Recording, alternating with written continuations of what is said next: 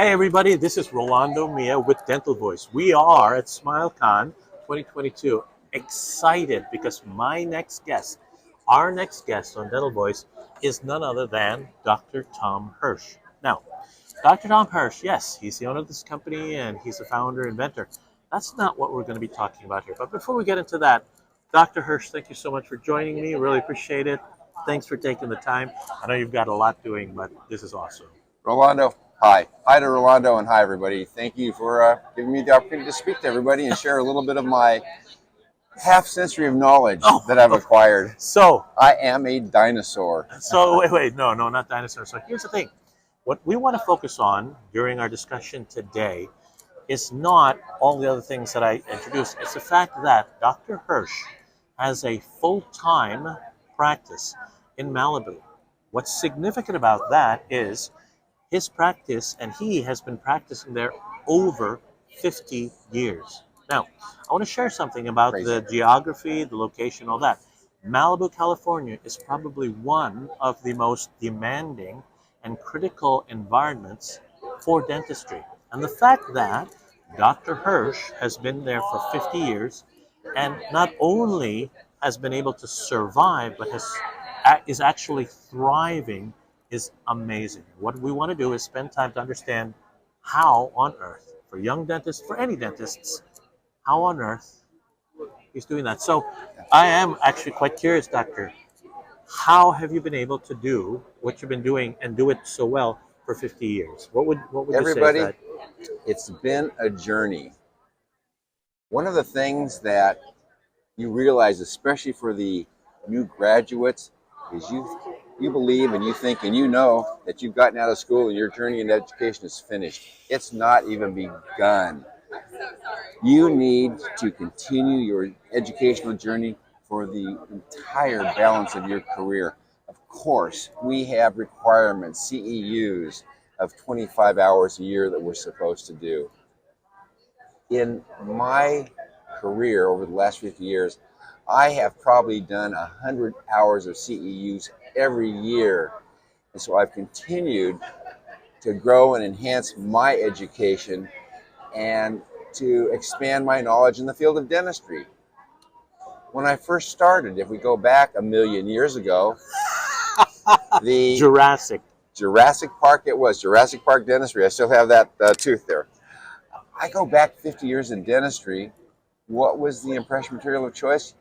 You, as new students, don't even know what this is going to be, but it was agar. What's agar, they say?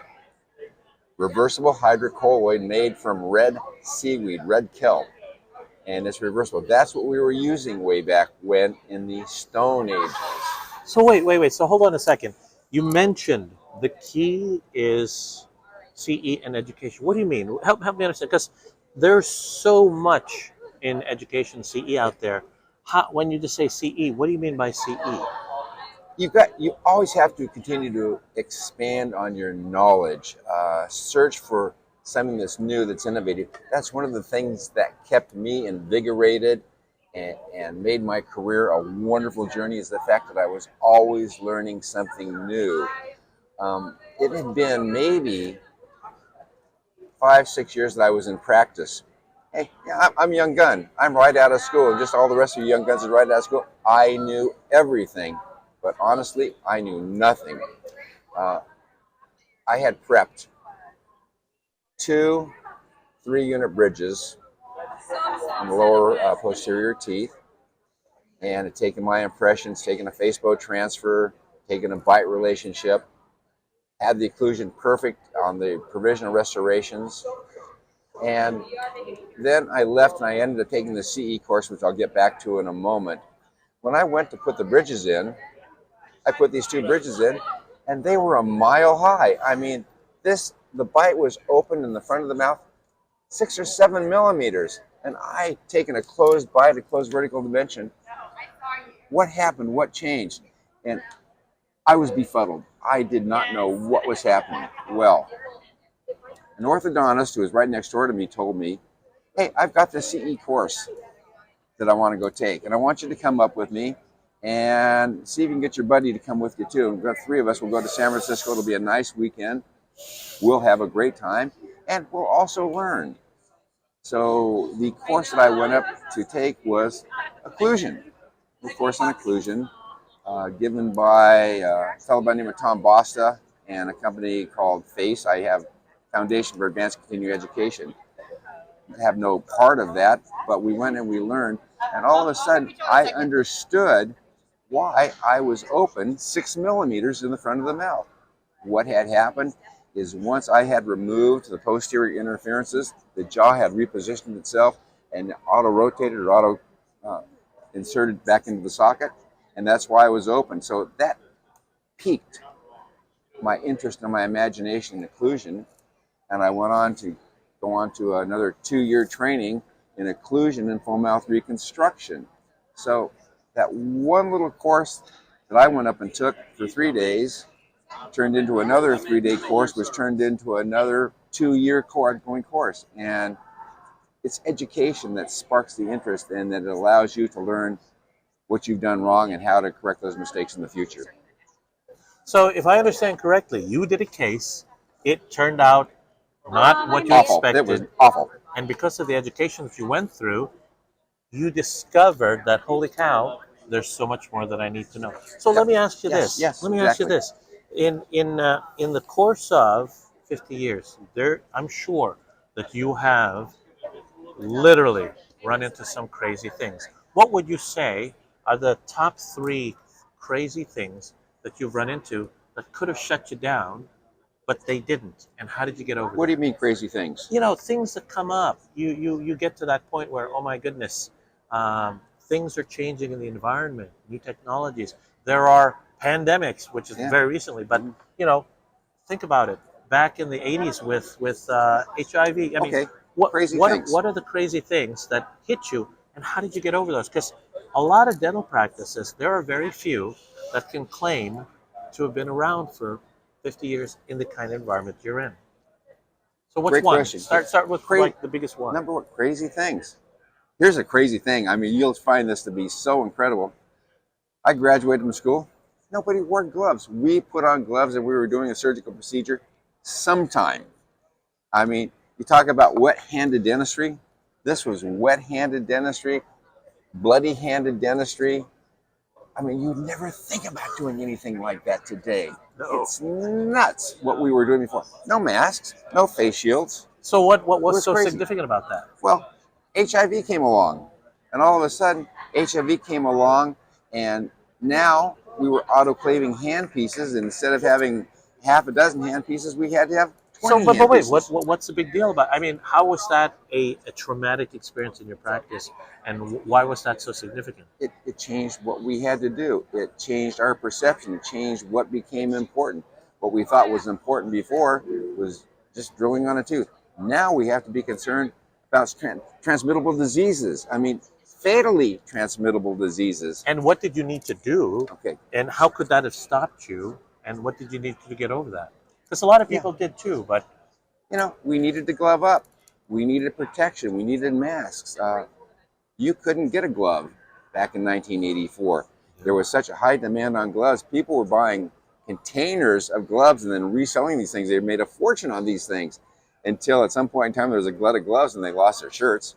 so, But we had to, in our offices, develop a whole new sterilization protocol. So that was the action item that we had to do just from the pandemic of AIDS that came around. so let me ask you this: in building a practice, it's not just the clinical, and we're going to get into clinical Sure. and aspects of that. But what did you need to do, or I mean, how do you've been there a while, and you've got some very loyal teammates who've been working with Yes. you for many years. What did you need to do, or what do you need to do, so that you're not constantly turning over your team? That's a great question. One of the keys to success and what patients love is when you come into the office and you've got the same smiling face and the same team members. So you need to integrate your team into your practice. You need to make sure that you are in fact the team. But more important than that, the team's got to have a quarterback. You, the dentist, have to be the quarterback of your team. You have to call the plays. You have to set protocol in your office, and you say, this is the protocol that we're going to follow. You need to do this to ensure that A, you're successful from a financial standpoint, successful from a standpoint of community service, successful in having your team happy. So wait. Basically, you have to tell them what to do. You have to, yes, you have to tell them what to do. You But have to then, lead them. You have to lead them. okay, so You got that's to be a leader. But you'll take their, we have team meetings every morning. First thing in the morning. I love my staff. You know what I love most about my staff? They're there anywhere from 45 minutes to 15 minutes before the first patient shows up. I'm always there early. I'm an early riser, so I'm there. I can be there an hour early and get stuff done that I didn't do the night before. But when they start coming in and they're committed and they're motivated, and we'll talk about compensation in a moment, when they're motivated, they show up a half an hour early, 45 minutes early. They're not getting paid for it, but in the long run, they do anyway because they're successful. And it's a team effort. So when the first patient walks through the door, we're set and ready to go. Instead of, everybody comes in at 7:30 and our patient's there at 7:30 and we've got to break down and set up. Yeah. So let me ask you this: we've talked numerous times, and one of the things that you keep stressing, and I remember it often, especially when you're working with other young dentists, quality. What do you mean by quality? I mean, everyone talks about doing quality work, quality restorations. How does quality factor into longevity and success and a thriving dental practice? In my area, in your area, in any practice, nobody wants to go back and redo something. Nobody wants to place a restoration that's sensitive. I mean, that's the nightmare of every dentist. Is all of a sudden, and as a patient, I don't want that either, right? The nightmare is when you cement a crown or you do a composite restoration. The nightmare is tooth sensitivity. So you develop your systems, you develop your protocols, you get your products to prevent all these things, tooth sensitivity, to prevent a crown from coming off, to prevent redecay. You've got to strive for quality. Go for perfection. So, Don't cut corners. Don't cut corners. Yeah. Okay. So that's a good point. We hear that you need to strive for quality. You need to do it right. Well, what does that mean? Because there's beyond the just saying, Okay. You got to do it right. You got to do quality. Gang, here, great question. What do I mean by that? Okay, if you need isolation, you've got to isolate that area. Saliva is a contamination.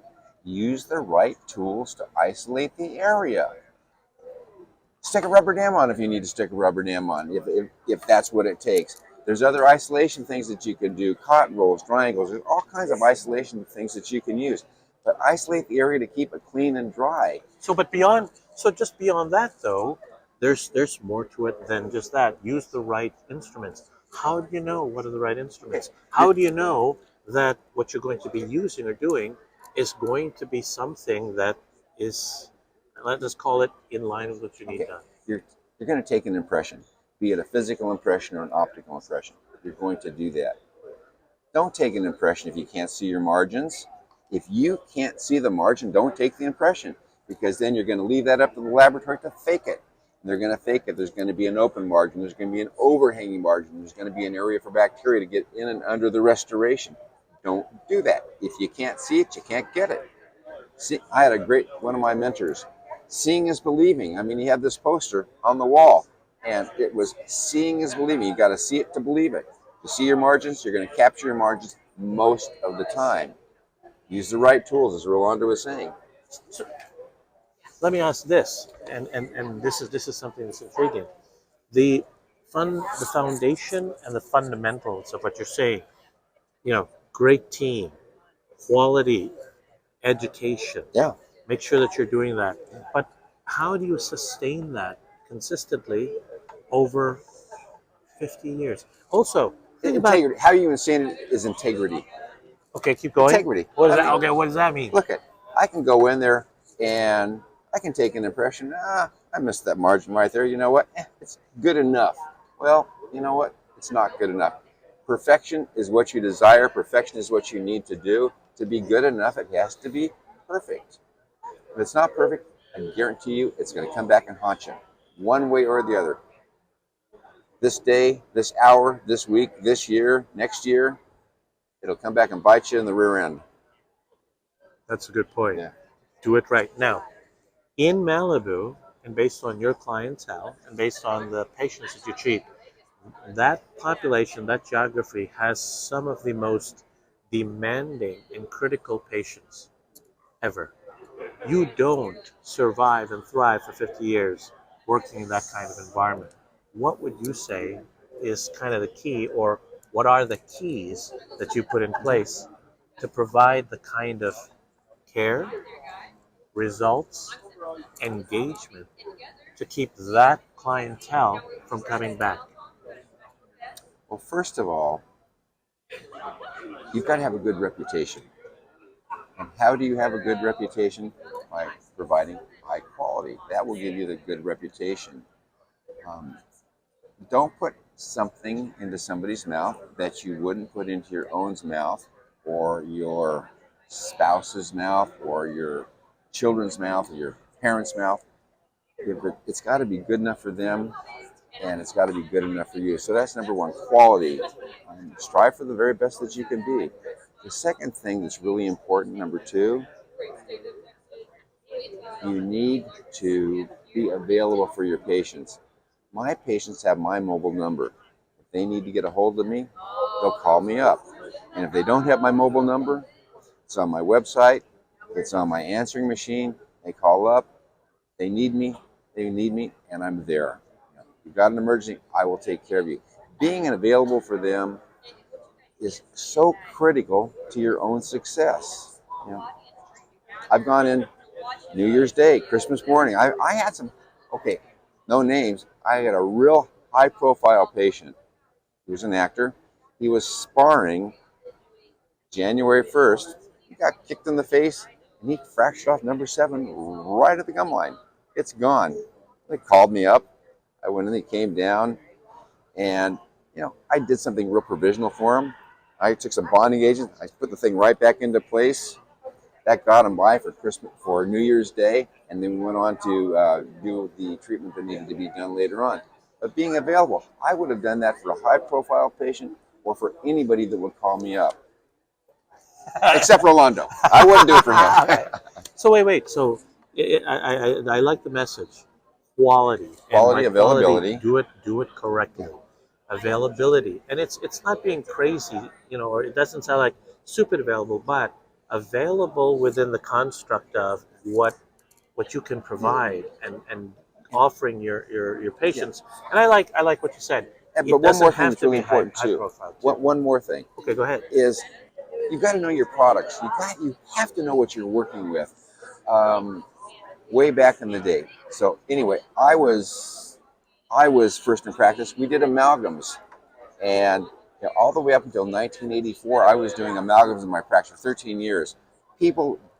Amalgam's still a great material, by the way. It's still a phenomenal material, but people don't want that anymore. And so I switched away from amalgams, not because it was hazardous material, not because there was mercury in it, but I switched away because patients wanted white.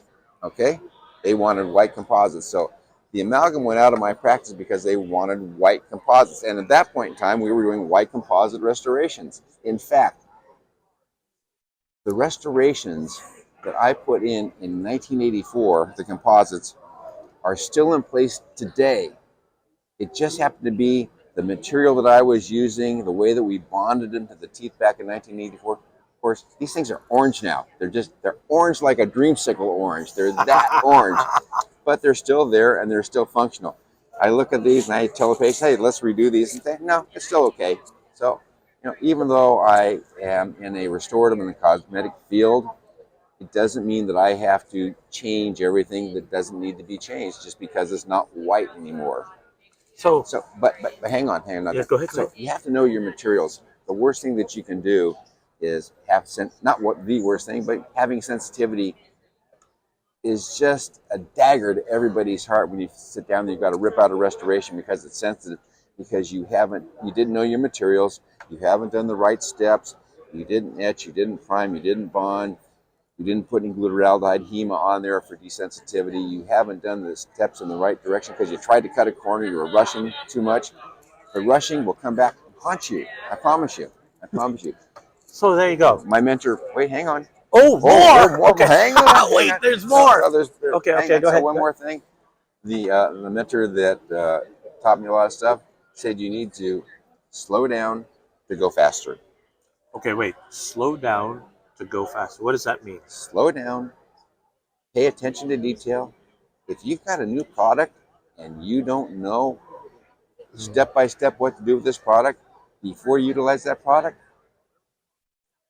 Google it, YouTube it, open up the pet instruction book, read it. I have done this on many occasions with a new product or something that I haven't used in a long time. I will get the instructions out right in front of the patient. I will swallow my ego and I will read, okay, read them to me.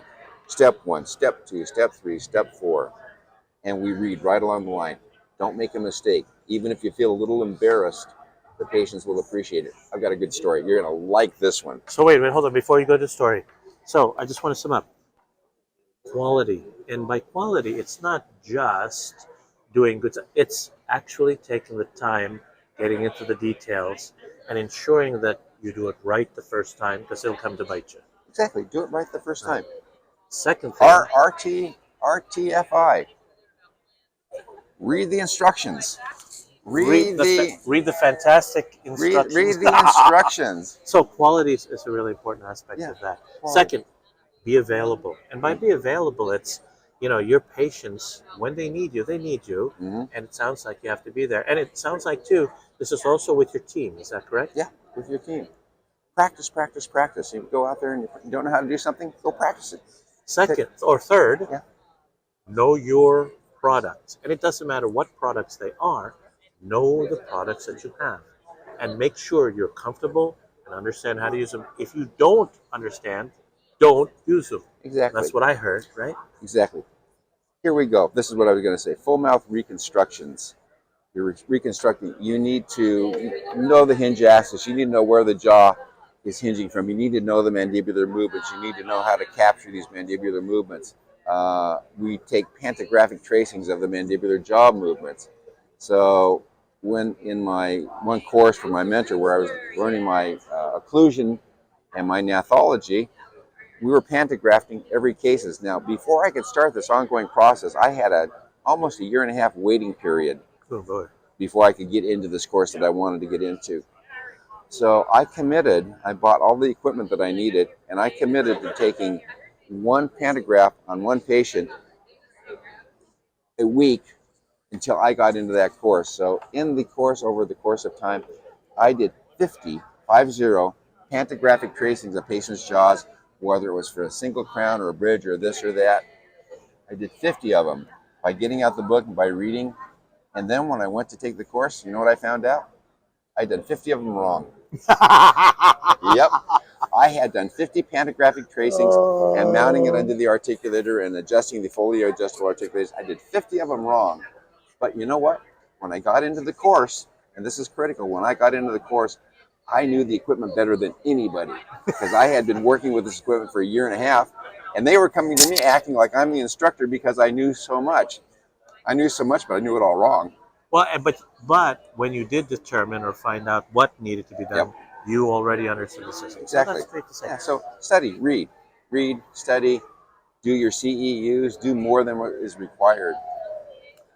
Read, study, do more than what's required. So, first of all, I love the stories. I love what's going on, and I think for young dentists, for any dentist, let's just say, who is looking to be as successful and thrive in their practice 20, 30, 40, 50 years from now. Yep. How would you sum up what you've said, and what advice would you give them so that they can actually do it? So what would you tell them? Here's how I would do it.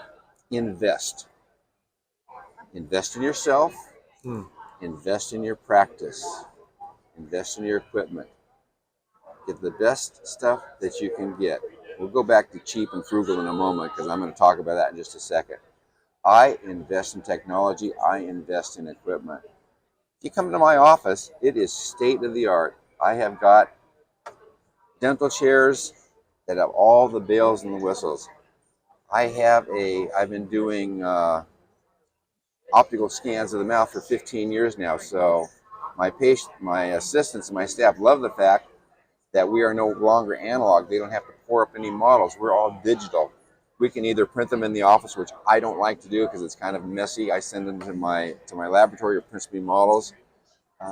You can invest in the printers, invest in the technology. Even though you think you might not be able to afford it, get a CT scanner, get a cone beam. It's going to cost you, not like it cost before. The first cone beam I bought was $175,000, and I wasn't even going to get it because this was 15 years ago. And I'm on the right hand side of the page already. I mean, I've already left. I'm at the end of the book, or so I thought, but it wasn't the case. I bought this thing, and it reinvigorated me to going into. I've done implants all my life, but now I'm doing guided implant surgery. So I invest in that technology. I invest in these scanners. I upgrade. When something comes out, I'll make the decision as whether or not the new model is better than the old model. Sometimes yes, sometimes no. Buy the right equipment. Invest your time, your knowledge, and your money in your equipment. The patients appreciate it. Same day dentistry, implant in same day, crown in same day. There's probably more that I'm saying that I'm forgetting right now. You can No, help no, me no. out here. That's perfect. So what I love is this. It's about investing. Invest in your team. Invest in your equipment. Invest in your Yeah, practice. Invest in yourself. great. And don't make it a one and done. Make it an ongoing. If anything, it sounds like what is the real key formula for success for you over the last 50 years is invest in yourself and don't. And I'm going to ask you to talk about this. Don't be cheap. Is that right? Yeah, don't be cheap because Or there's something about being cheap or being frugal. Okay, being cheap means you buy the cheapest materials, use the cheapest equipment, you got the cheapest chairs, you drive the cheapest car. I don't care about that. You can be penny wise and pound foolish, or you can do what's right. you can do, yeah, thank you. Invest in You what's can do right. what's right, but the point being, here, I've got a friend of mine who is cheap as can possibly be. You can be frugal. Here's frugal. This is me being frugal.